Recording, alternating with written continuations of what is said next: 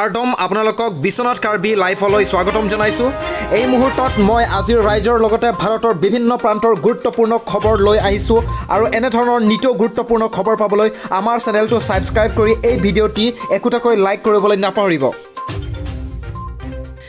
এই মুহূৰ্তত আজি সন্ধিয়াৰ গুৰুত্বপূৰ্ণ আৰু এটা ভয়ংকৰ বিগ ব্ৰেকিং নিউজ আমাৰ হাতত আহি পৰিছে।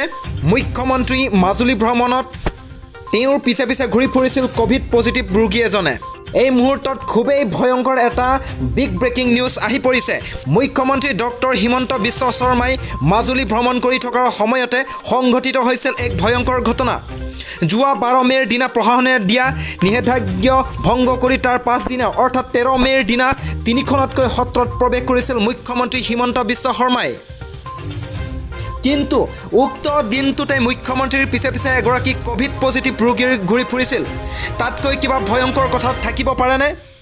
আনকি এক বিশেষ সূত্ৰ অনুসৰি মুখ্যমন্ত্ৰী হিমন্ত বিশ্ব শৰ্মা জেঙৰাই মুখত উপস্থিত হোৱাৰ পাছতে তেওঁক আৰু সাংসদ প্ৰদান বৰুৱাক গামোচা পিন্ধাইছিল কোভিড আক্ৰান্ত যুৱকজনে।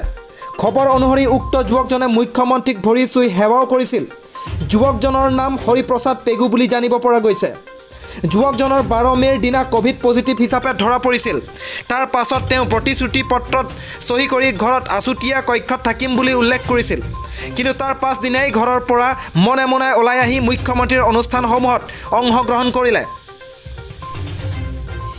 এতিয়া প্ৰশ্ন হৈছে, এনে দায়িত্ব জ্ঞানহীনতাৰ পৰিচয় দিয়াৰ পাছত যুৱকজনৰ বিৰুদ্ধে কি ব্যৱস্থা গ্ৰহণ কৰিব আৰক্ষী প্ৰশাসনে?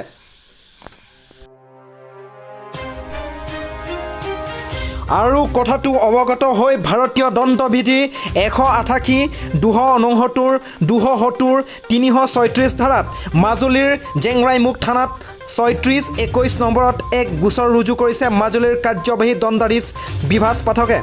সংবাদ মাধ্যমৰ আগত এই কথা জনাই পাঠকে। আৰু ইপিনে যুৱকজন মুখ্যমন্ত্ৰীৰ অনুষ্ঠানত আহিছিল বুলি গম পোৱা গৈছে বুলি তেওঁ উল্লেখ কৰে। আনহাতে প্ৰশ্ন হৈছে, কি সুৰুঙাৰে মুখ্যমন্ত্ৰীৰ অনুষ্ঠানত প্ৰৱেশ কৰাৰ সুযোগ পালে হৰিপ্ৰসাদে? মুখ্যমন্ত্ৰীৰ সৈতে উপস্থিত থকা সকলোৰে কোভিড পৰীক্ষা কৰোৱা হোৱা নাছিল নেকি? মুখ্যমন্ত্ৰীৰ পিছে পিছে ঘূৰি ফুৰা যুৱকজনে কিমান লোকৰ শৰীৰলৈ বিয়পালে কোভিড-19ৰ ভাইৰাছ? মুখ্যমন্ত্ৰীক সাক্ষাৎ কৰিবলৈ অহা লোকক কোভিড টেষ্ট কৰোৱা হৈছিলনে? কোভিড আক্ৰান্ত যুৱকজনে মুখ্যমন্ত্ৰী হিমন্ত বিশ্ব শৰ্মা আৰু সাংসদ প্ৰদান বৰাক গামোচা পিন্ধোৱা বুলি পোহৰলৈ অহাৰ পিছত মুখ্যমন্ত্ৰী আৰু সাংসদগৰাকীৰ কোভিড টেষ্ট কৰা হৈছেনে? এতিয়া এনে বহু প্ৰশ্ন উদয় হৈছে সচেতন মহলত। এই মুহূৰ্তত এটা খুবেই বিগ ব্ৰেকিং নিউজ আহি পৰিছে।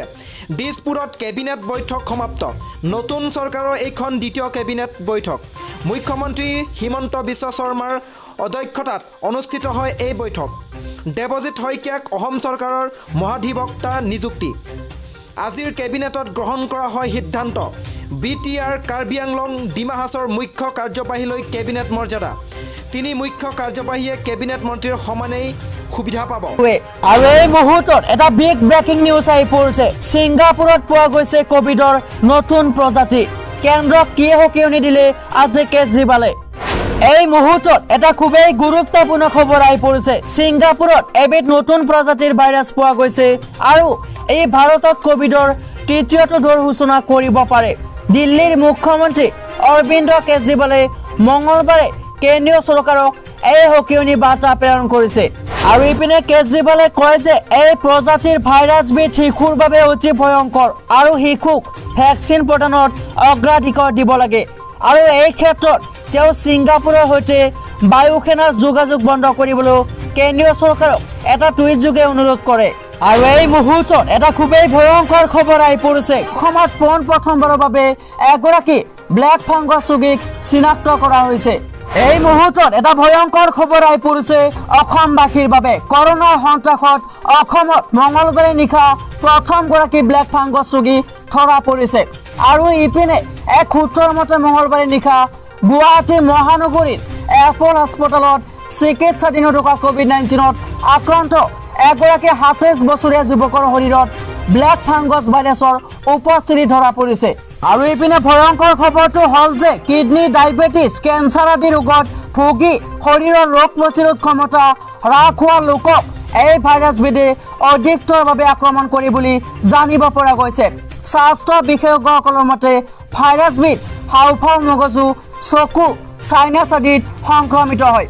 হাওঁফাওত সংক্ৰমণ ঘটিলে উশাহত কষ্ট পোৱাৰ লগতে মগজুত সংক্ৰমিত হ'লে চকু আক্ৰান্ত হৈ ৰোগীয়ে দৃষ্টিশক্তি হেৰুৱাৰ উপক্ৰম হয়।